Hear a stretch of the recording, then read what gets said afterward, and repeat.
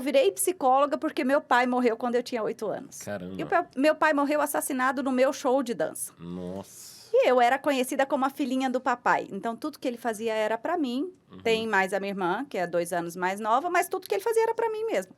Então, na minha cabeça, naquela época de uma menina de 8 anos, eu tava ali e meu pai só foi porque eu tava ali. Então, era culpa minha, porque se eu não tivesse levado ele até o show, o assassino não teria encontrado com ele e ele não teria morrido.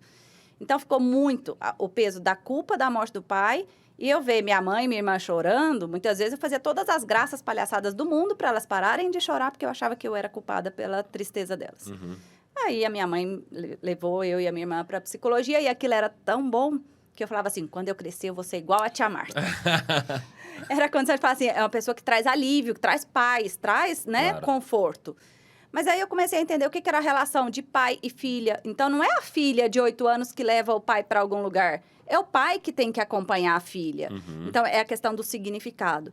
O meu pai morreu fazendo o que ele melhor soube fazer na vida, que é ser pai. E eu falo que ele foi tão pai, que quando eu fui escolher minha profissão, foi ele que me direcionou, porque foi através dele que eu conheci terapia. E até hoje ele continua me direcionando aí. Então, tem 35 anos que ele morreu e ele continua sendo pai. Você vê o que é a ausência na vida de uma pessoa.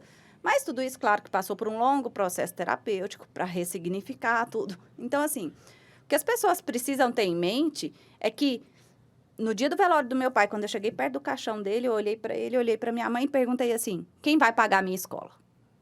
Porque eu amava a escola que eu estudava, e eu sabia que meu pai que pagava, e o significado para mim era, se ele morreu, não vai ter quem paga a minha escola, eu vou ter que sair da escola. Olha a cabeça de uma criança de 8 anos. Então, a morte, ela impacta, sim.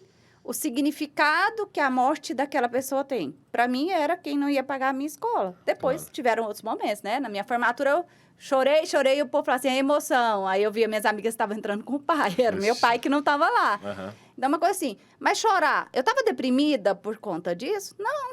Uma coisa que eu acho bem saudável. Eu tive uma relação super saudável com o meu pai, uma relação de muito amor. Então, é impossível que eu não sentisse aquilo.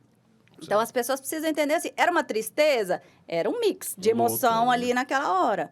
Mas não vou deixar de formar, de participar, porque o meu pai não está ali comigo. Aí já seria o diferencial da depressão, que a pessoa vai se recuando, ela vai deixando de fazer as coisas, ela vai se limitando do convívio social, de viver os momentos da vida dela, tudo isso.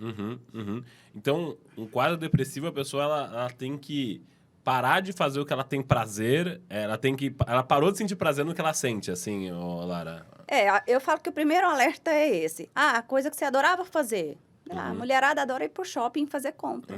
Aí, de repente, você manda uma mulher ir pro shopping, que ela gosta de fazer compra, e ela fala assim, hoje eu não tô com vontade, tô cansada. Uma apatia muito grande, né? Entendi. Uma apatia... E ela consegue justificar, né? Trabalhei muito, estudei muito, cuidei dos meus filhos, essa semana foi puxada.